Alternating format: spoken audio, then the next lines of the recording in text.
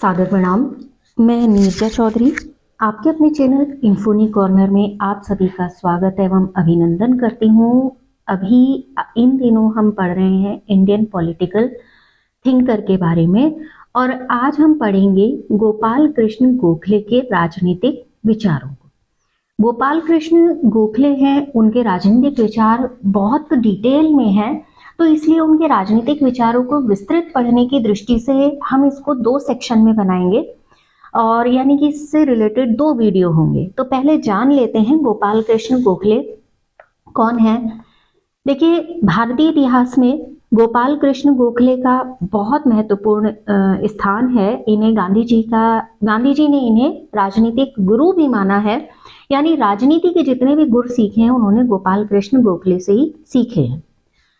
ये एक प्रकार के उदारवादी चिंतक हैं, यानी थोड़ा सा जो इनका दृष्टिकोण है बहुत ज्यादा उदारवादी है और इनके जो विचार हैं राणा डे के विचारों से बहुत ज्यादा मेल खाते हैं, यानी कि उनके साथ एक साम्य स्थापित करते हैं, उनसे मिलते जुलते इनके विचार हैं। तो डिटेल कर लेते हैं कि उनके राजनीतिक विचार क्या है।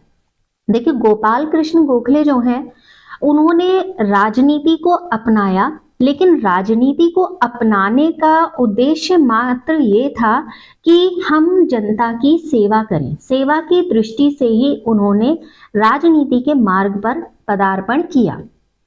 वो देश में ये तो मानते थे कि जो ब्रिटिश शासन है वो ब्रिटिश शासन कई बार गलत नीतियों को इम्प्लीमेंट करता है, कई बार गलत तरीके से जनता को नुकसान पहुंचाता है।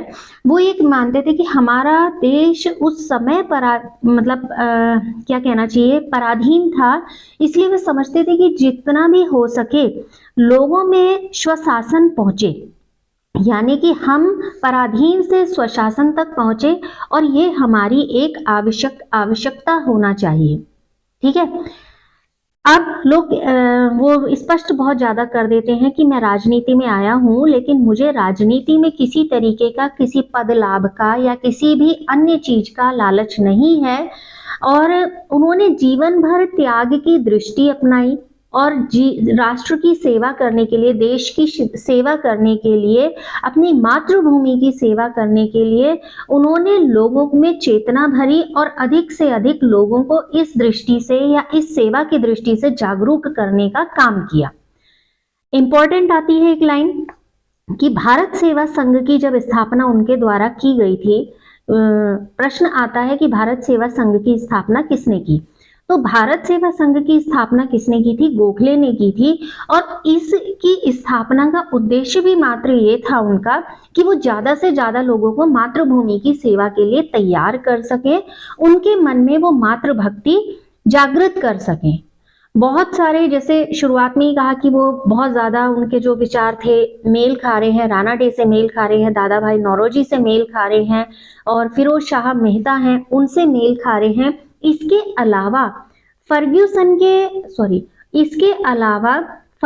के प्रिंसिपल है,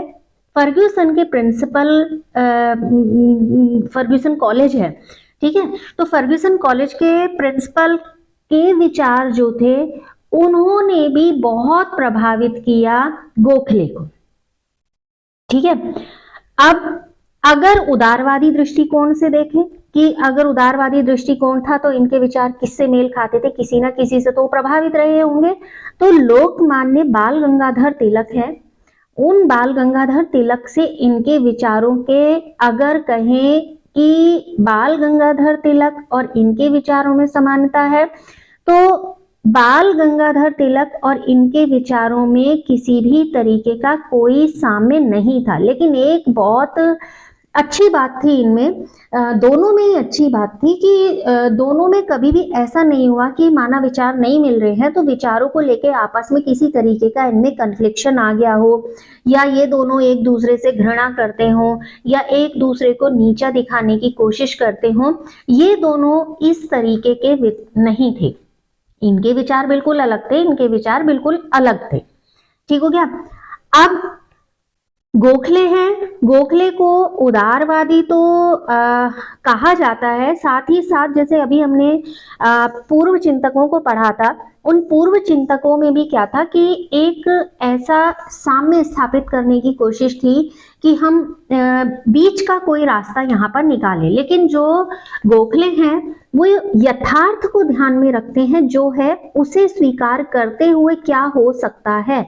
तो उनके मेनली विचार कैसे हैं, चिंतक क्या वो किस तरीके के थिंकर हैं, वो यथार्थवादी थिंकर हैं।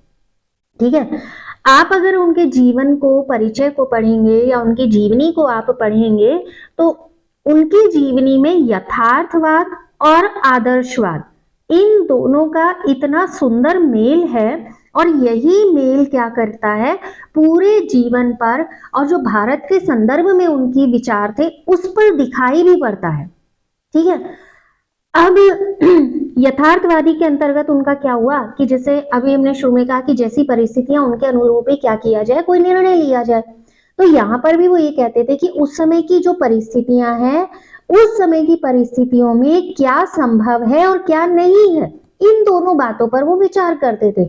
यानी कि परिस्थितियां तो आप ऐसा है नहीं ना वन नाइट आप चेंज कर दो, तो राजनीतिक परिस्थितियों को समझ के बिना आप स्वशासन की मांग करें, वो ये कहते थे ये बिल्कुल ही गलत है। जब तक आप उस राजनीतिक परिस्थिति को नहीं समझेंगे जो अंग्रेजों के शासन काल के दौरान हमारे ऊपर हैं, तो उन परिस्थितियों में स्वशासन की मांग को हम सामने रख दें और हम ये कहें कि ये स्वशासन की मांग को समझा जाए, तो यह बहुत ज्यादा कठिन है। ठीक है, दो तरीके के विचार इनके बहुत स्पष्ट होते हैं। एक तरफ ये कहते हैं कि हम स्वतंत्र हो जाएं, ऐसा इनका विचार है, और दूसरी तरफ इनका विचार ये था कि जब हम पर ब्रिटिश शासन चल रहा है, ठीक है, और भारत के एक अटूट अंग के रूप में ये ब्रिटिश साम्राज्य को मानते थे। ये कहते थे कि ब्रिटिश को यहाँ से जाना नहीं चाहिए, लेकिन उनको क्या करना चाहिए, भारत के विकास को सोचना चाहिए, ना कि इंग्लैंड के विकास को सोचना चाहिए। ठीक है, दूसरी तरफ वो ये कहते थे कि भारत को अपने आप पर शासन करने का अधिकार मिलना चाहिए। मतलब ये दोनों बात कहते थे, हम खुद शासन भी करें और ब्रिटिश भी यहाँ से ना जाए। तो कई बार उनकी बहुत आलोचनाएं हुई, क्योंकि लोग एक बहुत बड़ा वर्ग था, बहुत बड़ा जनमास था कि जो ये चाहता था कि अंग्रेज भारत से चले जाएं और हम अपनी शासन व्यवस्था खुद संभालेंगे। तो लोगों ने इनकी बहुत आलोचना की, और इनकी जो ये दोनों क्या कहना चाहिए मिली जुली विचारधारा का जो यहाँ पर दृश्य दिखता है, उसके बारे में इन्होंने फिर एक बार स्पष्टीकरण भी दिया। उन्होंने ये कहा कि क्या आपको ये विचार है कि उनमें आत्मसम्मान का इतना अभाव है कि या हम इतने पतित हैं कि हम देश की पराधीनता से खुश होंगे? हमारा देश पराधीन है, क्या हम इस बात से प्रसन्न होंगे? अगर संभव हो तो मैं तो अपने देश को आज ही स्वतंत्र देखना चाहूंगा, लेकिन आप विचार करिए क्या ये संभव है? ये उन्होंने उत्तर दिया था उन आलोचकों को जो ये कहते थे कि इनकी ये जो विचार हैं ये सही नहीं है। फिर 1902 में एक बार इन्होंने भाषण दिया, जो बजट भाषण था। बजट भाषण में गोखले ने ये कहा, बजट भाषण में, कि हमें इस बात की आवश्यकता है और हमें एक अनुभव करने दिया जाए। वो जब भाषण पेश कर रहे हैं उस समय उन्होंने कहा कि हमारी सरकार विदेशी होते हुए भी भावनाओं से ओतप्रोत है, और यानी कि भावनाओं से क्या है, नेशनलाइज है, राष्ट्रीय है। ठीक है, वो भारतीय जनता के कल्याण को सबसे ऊपर रखती है।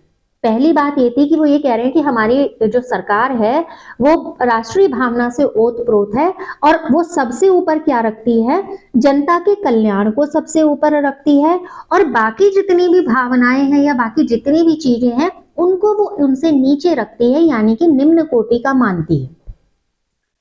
ठीक, वो ये कहते हैं कि जो भारतीयों ने, भाषण की बातें हैं, उन्होंने जो भाषण में कहा, उन्होंने कहा विदेशों में भारतीयों के साथ बहुत बुरा व्यवहार हो रहा है, और इसके लिए जितनी भी अंग्रेजों की आलोचना की जाए वो कम है। और इससे क्या हो रहा है कि अंग्रेजों के साथ जो दुर्व्यवहार से, जो अंग्रेज भारतीयों के साथ दुर्व्यवहार कर रहे हैं, उससे उनकी शक्ति का एक बुरा प्रभाव पड़ रहा है जनता पर। ठीक है, और अपनी शक्ति के अनुसार वो हर उपाय कर रहे हैं और भारतीय जनता से भारत में और भारत से बाहर नैतिक और भौतिक कल्याण को बढ़ाने का प्रयत्न कर रहे हैं। तो वो ये कहते हैं कि जब हम राष्ट्रीय भावना से ओतप्रोत हैं और हम पर अंग्रेज शासन कर रहे हैं, तो वो ऐसा क्यों कर रहे हैं कि शक्ति का वो दुरुपयोग कर रहे हैं और वो भारतीय जनता का अपमान कर रहे हैं। अब इसी भाषण में वो ये कहते हैं कि जो कोई भी पॉलिटिकल व्यक्ति है, वो उसको क्या होना चाहिए कि जो जनता का हृदय है उसे उसमें वास करना चाहिए और उसे उसमें ऐसी भावनाओं को उत्पन्न करना चाहिए जो देश का गौरव बढ़ाती हो, देश की सेवा के लिए उसे प्रेरित करती हो और देश को महान बनाने के लिए उसके मन में चिंतन पैदा करती हो। ठीक है, अगर कोई ऐसा कर पाता है और जनता को इन कार्यों के लिए मोटिवेट कर पाता है, तो वो उसकी दृष्टि में क्या है, महान है और सबसे ज्यादा महत्व क्या होगा, उसी का होगा। ठीक है, साम्राज्यवाद की बात करें अपने इसी भाषण में वो ये कहते हैं कि जो साम्राज्यवाद है, साम्राज्यवाद की सही भावना को अगर हम सही दृष्टि से अपने देश में देखें तो हम अपने देश को महान बना सकते हैं। अब साम्राज्यवाद को वो क्या कहते हैं कि साम्राज्यवाद केवल ऐसा नहीं आपने किसी देश पर गए और शासन कर लिया और अपनी नीतियों का पालन करवा लिया।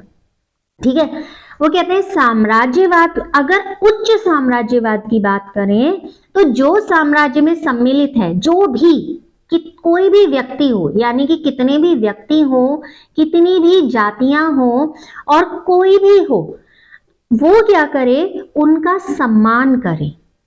ठीक है, उनके द्वारा जो भी वहां पर राष्ट्र के लिए किया जा रहा है वो उसका सम्मान करे और सम्मान के साथ साथ सभी चीजों का समान रूप से उपभोग करे। ये हुआ श्रेष्ठ साम्राज्यवाद। वो साम्राज्यवाद संकीर्ण मानते हैं जिसमें पूरा विश्व एक जाति के लिए बनाया गया है। ठीक है, तो ये अपने 1902 के भाषण में उन्होंने कहा था, जो बजट भाषण उन्होंने पेश किया था। इसी संदर्भ में पहले बिंदु के अंतर्गत अगर हम पढ़ें तो वो क्या थे, स्वशासन के समर्थक थे, स्वशासन के समर्थक। शुरू में ही कहा वो क्या कर रहे हैं, स्वशासन की भी मांग कर रहे हैं और वो ये चाहते हैं कि ब्रिटिश भी हमारे यहाँ रहे। ठीक है, ब्रिटिश यहाँ पर शासन करे। तो यहाँ स्वशासन के समर्थक हैं, उन बिंदुओं को देख लेते हैं, यानी कि सपोर्ट्स ऑफ डोमिनियन स्टेट के बारे में उनके क्या विचार रहे वो। सॉरी, गोपाल कृष्ण गोखले हैं, भारत में स्वशासन या अधिराज्य की मांग उन्होंने की है और वो ये चाहते थे कि भारत को वही दर्जा प्राप्त हो। कौन सा दर्जा, जो कनाडा और ऑस्ट्रेलिया, जो कनाडा और ऑस्ट्रेलिया इन राज्यों को प्राप्त है, यानी कि इन अधिराज्यों को प्राप्त है। वो ऐसा चाहते थे कि कनाडा और ऑस्ट्रेलिया जो अधिराज्य हैं उनको भी एक दर्जा प्रदान किया गया है, तो भारत को भी वही दर्जा दिया जाए। ठीक है, वो ब्रिटिश से कोई संबंध नहीं तोड़ना चाहते थे। वो चाहते थे कि अगर हमारे यहाँ अधिराज्य की स्थिति लागू हो जाए तो ये स्थिति केवल हम किसके अंतर्गत कर सकते हैं, अगर यहाँ पर ब्रिटिश साम्राज्य रहे तभी। फिर इसी संबंध में वो 1907 में इलाहाबाद में अपने एक भाषण में कहते हैं कि बहुत, मतलब अगर उनका ये भाषण सुना जाए ना, तो ये भाषण या पढ़ा जाए इनका ये भाषण, तो बहुत ज्यादा क्या कहना चाहिए, चिंतन करने योग्य है और लंबे समय तक याद रहे, ऐसा है। तो इस भाषण की मुख्य बातें ये है कि वो कहते हैं मैं ये जानता हूं कि मेरे देशवासियों की स्थिति खराब है। ठीक है, क्या है, देशवासियों की स्थिति खराब है। क्लियर, मैं बिना किसी जाति संप्रदाय में भेद करे मैं सबके पूर्ण विश्वास का समर्थक हूं। सबके पूर्ण विश्वास से उनका मतलब था कि या पूर्ण विकास से उनका ये मतलब था कि जो भी स्त्री है, पुरुष है, कोई किसी भी जाति का है, किसी भी धर्म का है, विकास हो तो सबका विकास हो और पूर्ण विकास हो। फिर वो ये कहते हैं कि जो देशवासियों पर अप्राकृतिक प्रतिबंध लगाए गए हैं, यानी कि कुछ ऐसे बाध्यताएं थी देशवासियों पर जो उनको परेशान करती थी, तो ये कहते थे कि उन प्रतिबंधों को भारतीयों पर ना लगाया जाए। और भारत संसार के महान देशों में, चाहे वो राजनीतिक दृष्टि से हो, औद्योगिक हो, धार्मिक, साहित्यिक, वैज्ञानिक, कला, हर क्षेत्र में वो क्या करें, एक उपयुक्त स्थान प्राप्त करें, क्योंकि भारत योग्यताओं का धनी देश है। ठीक है, ये समस्त आदर्श हम प्राप्त कर सकते हैं अगर ये सारे आदर्श ब्रिटिश साम्राज्य के अधीन आ जाएं। मतलब अगर हम पर ब्रिटिश साम्राज्य रहा तो जो ये हम कह रहे हैं औद्योगिक क्षेत्र में, राजनीतिक क्षेत्र में, धार्मिक, साहित्यिक, जो भी है, वैज्ञानिक क्षेत्र में हम क्या कर सकते हैं, पूरे विश्व में उच्च स्थान प्राप्त कर सकते हैं। लेकिन कब? अगर ब्रिटिश साम्राज्य के अंतर्गत हम स्वयं को देखें तो। ठीक है, अब इतने पढ़ के इतना तो स्पष्ट हो गया कि उनका ब्रिटिश साम्राज्य के प्रति एक समर्थन भाव था। ठीक है, वो उनके साथ किसी भी प्रकार का अपना जो संबंध है वो तोड़ना नहीं चाहते थे और अंग्रेजी शासन को वो ज्यादा से ज्यादा सहयोग देने के पक्ष में थे। हालांकि जो वहां की नौकरशाही थी, जो बार बार जनता पर अत्याचार कर रही है, उनको परेशान कर रही है, अब जब उनका जो दुर्व्यवहार होता था और जब जब गोखले को अवसर मिलता था तो वो उनके दुर्व्यवहार की आलोचना करने में भी नहीं चूकते थे। वो उनकी आलोचना स्पष्ट पटल पर कर ही देते थे। ठीक है, वो ये कहते हैं कि भारत जिन परिस्थितियों से गुजरा है उन परिस्थितियों में ब्रिटिश साम्राज्य या ब्रिटिश शासन को हमें एक वरदान के रूप में देखना चाहिए, एक आशीर्वाद के रूप में देखना चाहिए। अब वो अपनी इस बात को जस्टिफाई करने के लिए बहुत सारे कारण देते हैं। वो ये कहते हैं कि जब हमारे देश में ब्रिटिश साम्राज्य नहीं आया था या अंग्रेज राज्य करने नहीं आए थे तो देश में कितनी अशांति फैली हुई थी, जगह जगह अशांति का माहौल था। जैसे ही ब्रिटिश साम्राज्य आया, चाहे वो कितना ही बुरा क्यों ना कह ले इनको, लेकिन जैसे ही आया इन्होंने क्या किया, देश में यहाँ पर शांति स्थापित की, जिसके अगर आपको वो ये कह रहे हैं कि अगर आपको राष्ट्र में उन्नति प्राप्त करनी है तो आपको शांति प्राप्त करनी होगी और बिना शांति के उन्नति हो नहीं सकती। और जब से अंग्रेज हमारे यहाँ आए हैं उन्होंने अशांति को दूर किया है और राष्ट्र को क्या किया है, शांति किया है। हमारे देश में किसी भी अव्यवस्था उत्पन्न करना, वो ऐसा मान रहे हैं कि कोई कारण तो होता नहीं था, कभी भी अव्यवस्था उत्पन्न हो जाती थी, किसी भी बात पर अव्यवस्था उत्पन्न हो जाती थी। और वो ये कह रहे हैं कि हम शताब्दियों से ये स्थितियां अपने देश में देखते आए हैं कि किसी भी विद्रोह को, किसी भी अशांत माहौल को उत्पन्न करने के लिए हमें ज्यादा प्रयास नहीं करने पड़ते। एक शताब्दी काल में वो ऐसा मानते हैं कि अंग्रेजों ने जहां शांति व्यवस्था स्थापित की, अगर हम कोई विकल्प इसका खोज लें तो ये हमारी बहुत बड़ी उपलब्धि होगी, जबकि हमारे पास इसका कोई विकल्प नहीं है कि चलो हमने अंग्रेजों को भगा दिया और हम इनके या हम अपने आप क्या करें, शासन करें और इस तरीके की शांति व्यवस्था यहाँ पर बनी रहे। ठीक है, अब सब इन बातों से लग रहा है कि जब से अंग्रेज आए तो वो ऐसा मानते थे कि राष्ट्र क्या हुआ है, एक शांति प्रिय माहौल में प्रगति करने की रास्ते पर आगे बढ़ने लगा है। ठीक, अब वो ये कह रहे हैं कि जो ब्रिटिश व्यवस्था हुई है, जैसे उन्होंने कहा कि इसको हमें क्या करना चाहिए, एक वरदान के रूप में देखना चाहिए। तो ये कहते हैं ब्रिटिश राज्य एक दैवीय व्यवस्था है, यानी कि एक ईश्वर का आशीर्वाद है। ये हमारे क्या लिख रही हूं, ये क्या है, एक ईश्वर का आशीर्वाद। ठीक है, ये ईश्वर का आशीर्वाद है क्योंकि ईश्वर क्या करता है, सारे भारतीय हैं, स्वशासन के लिए उनको तैयार कर रहा है, उनको सिखा रहा है। भारतीय देख रहे हैं राज्य कैसे किया जाता है, शासन कैसे किया जाता है। अब वो ये कहते हैं बस अगर जो ये ब्रिटिश राज्य है अपने उद्देश्यों में प्रमुखता से भारतीयों का नैतिक और भौतिक कल्याण अगर शामिल कर ले, जो कि इसका प्रमुख उद्देश्य होना चाहिए, तो स्थितियां बहुत अलग हो जाएंगी। फिर 1912 का एक सम्मेलन होता है लंदन में। 1912 में जब लंदन में एक सम्मेलन हुआ है, तो जिसमें उन्होंने एक निबंध पढ़ा, और उस निबंध का शीर्षक भी क्या था, भारत में पूर्व और पश्चिम। भारत में पूर्व और पश्चिम, ये उस निबंध का शीर्षक था जिसको उन्होंने वहां पर पढ़ा। अब पूर्व और पश्चिम आप समझ रहे हैं, भारत का और जो वहां पर अंग्रेज हैं उसके संदर्भ में। वो इस निबंध में वो स्पष्ट कहते हैं कि जो अंग्रेज हम पर शासन कर रहे हैं, तो उनका जो मुख्य उद्देश्य है वो इंग्लैंड को लाभ ना पहुंचाकर वो क्या करें, भारतीयों के कल्याण के विषय में बात करें। इंग्लैंड को लाभ ना पहुंचाएं और वो क्या करें, केवल भारतीयों का कल्याण करें।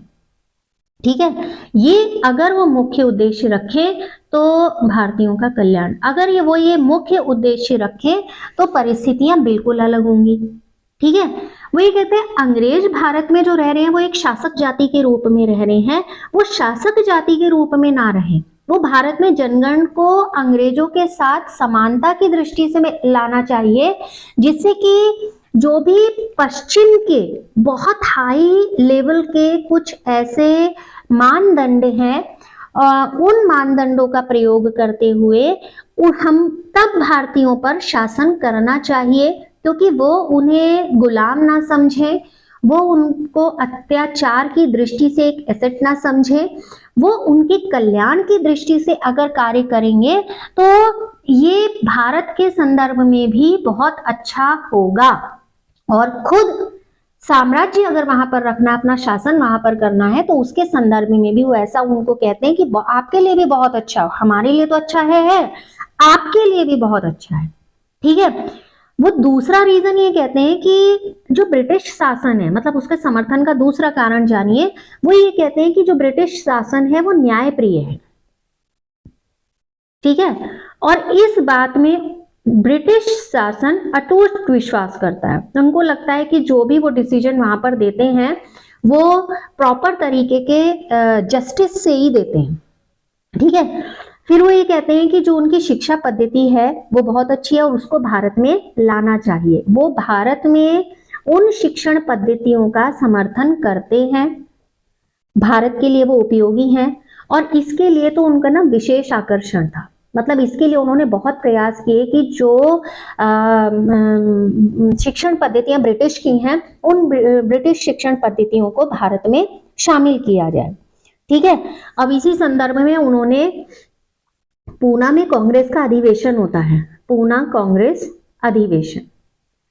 उस पूना कांग्रेस अधिवेशन में वो ये कहते हैं कि अच्छे और बुरे के लिए हमारा भविष्य और हमारी जितनी भी आकांक्षा इंग्लैंड के साथ जुड़ गई हैं, और कांग्रेस स्वतंत्र रूप से स्वीकार करती है कि हम जो प्रगति चाहते हैं वो केवल और केवल हमें कहां पर मिल सकती है, ब्रिटिश सीमाओं के साथ ही मिल सकती है, या ब्रिटिश सीमाओं में ही हो सकती है। अब यानी कि वो ये कह रहे हैं कि भारत पे शासन चलता रहे, अंग्रेज शासन करते रहे और हम क्या करते रहे यहाँ पर जो मतलब अगर आप इसको पढ़े ना तो बड़ा अजीब कंफ्यूजन सा क्रिएट हो जाता है कई बार कि जब ब्रिटिश शासन यहाँ पर रहेगा, हम उनके अत्याचारों से अगर परेशान हैं तो हमारे कल्याण की बात क्यों करेंगे। लेकिन वो ये कहते थे कि अगर हमारा कल्याण होना है तो हमारा कल्याण इन्हीं के साथ संभव है।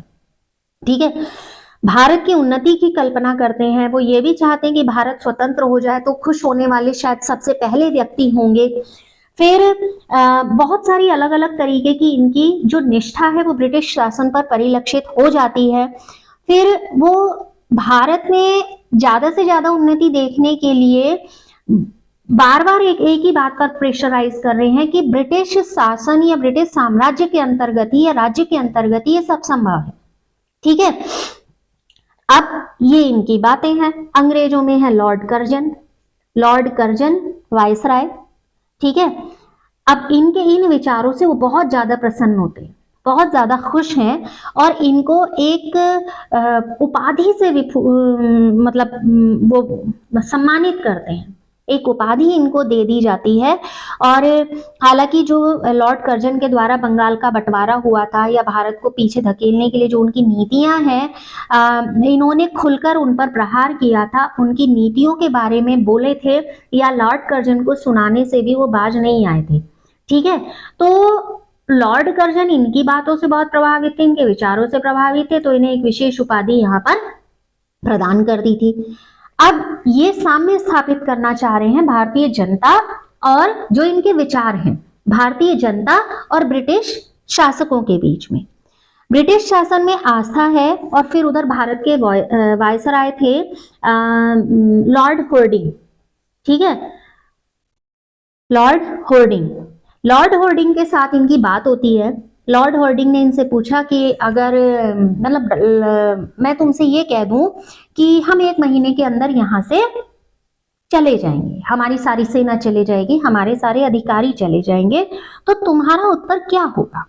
मतलब दोनों के बीच में बातें हैं। तो एक दिन ऐसी जनरली लॉर्ड होर्डिंग ने इनसे क्वेश्चन किया कि तुम्हें कैसा लगेगा कि मैं तुम्हें ये कमिट कर दूं कि 1 महीने का समय है और हम यहाँ से सभी लोग चले जाएंगे, सारे अंग्रेज चले जाएंगे और सारी सेना यहाँ से चले जाएगी और हम भारत को छोड़ देंगे। उन्होंने कहा कि ये समाचार अगर मुझे प्राप्त होगा तो मैं बहुत ज्यादा प्रसन्नता का अनुभव करूंगा, मुझे बहुत खुशी होगी कि मेरा देश क्या हो गया है, आजाद हो गया है। लेकिन इससे पहले आप लोग अदन तक पहुंचेंगे, मैं आपको वापस आने के लिए तैयार कर दूंगा। विश्वास देखिए, वो ये कहते थे मैं ब्रिटिशों को जाने ही नहीं दूंगा। यानी कि भारत की नौकरशाही जितनी भी खराब हो, वो अंग्रेज शासकों को बहुत प्रेम करते थे। वो ये मानते थे कि अंग्रेज के जो लंदन के जो अंग्रेज शासक हैं वो न्यायप्रिय हैं। उनको शासन के बारे में अगर विश्वास ये दिला दिया जाए कि आपके शासन में कुछ त्रुटियां हैं, आप उनको अगर ठीक कर दें तो बहुत सारी चीजें सुधर सकती हैं। और यही संबंध स्थापित करने के लिए वो बार बार कहाँ जाते थे? इंग्लैंड जाते थे। तो ये था उनका कि स्वशासन की क्या कल्पना है और कैसा स्वशासन होना चाहिए। दूसरे उनके विचार संवैधानिक उपायों में था कि वो संवैधानिक उपायों पर विश्वास करते थे। संवैधानिक उपायों में विश्वास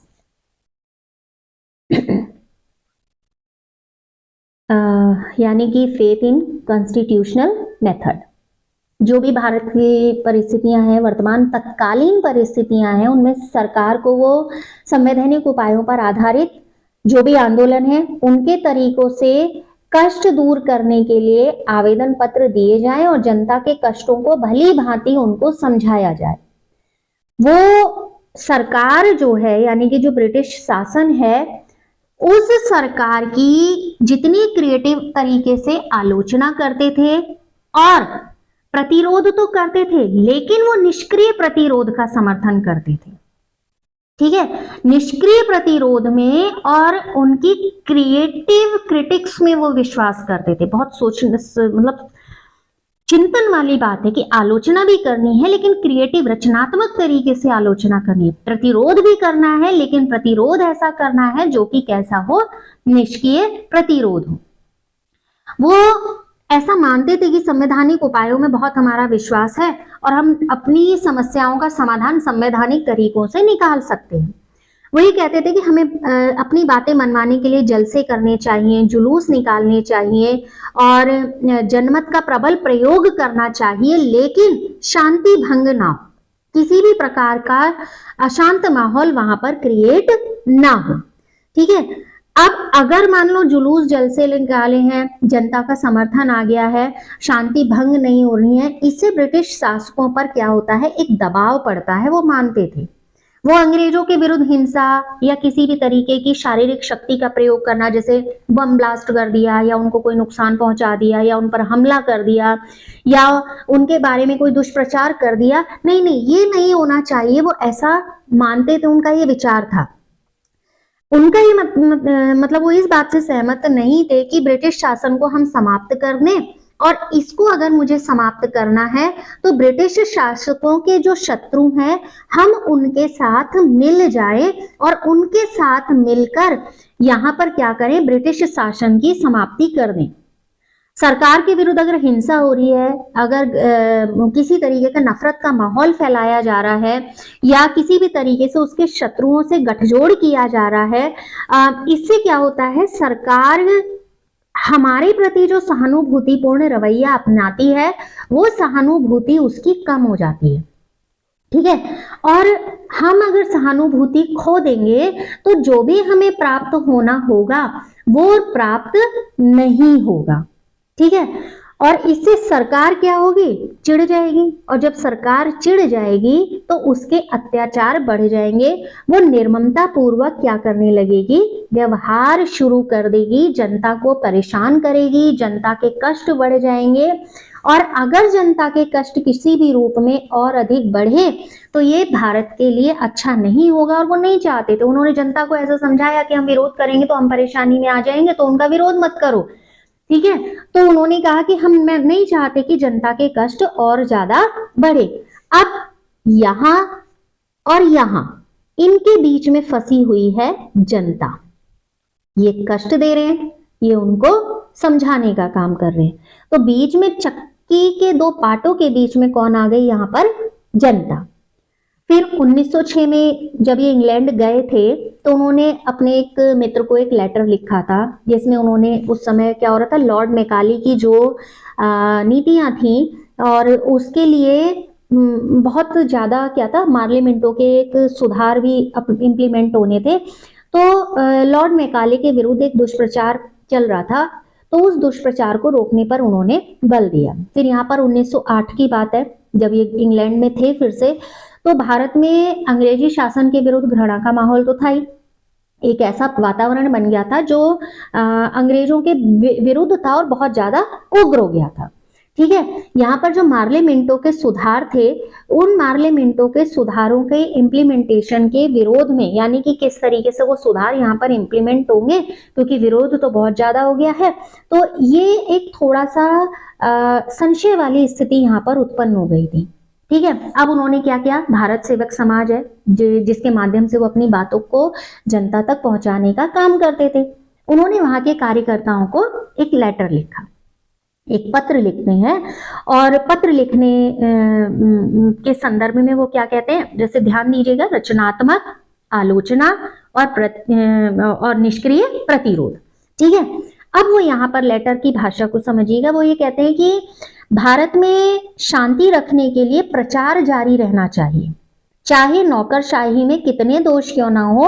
उन्हें हिंसा और रोड़े अटकाने की नीति की अपेक्षा क्या करना चाहिए, सरकार का सहयोग करना चाहिए, शांति बनाए रखना चाहिए, और जो प्रशासन की त्रुटियां हैं उनके बारे में हम क्या करेंगे, ब्रिटिश उच्च अधिकारियों को हम समझाएंगे। और हम उनको किसके माध्यम से समझाएंगे, तर्कों के माध्यम से समझाएंगे और उन्हें विश्वास दिलाएंगे, जिससे ज्यादा से ज्यादा सुधार हो और जनता को ज्यादा से ज्यादा सुविधाएं मिले उन परिस्थितियों में। क्योंकि देखिए, वो परिस्थितियां उस समय जो लोग थे उन लोगों ने झेली हैं।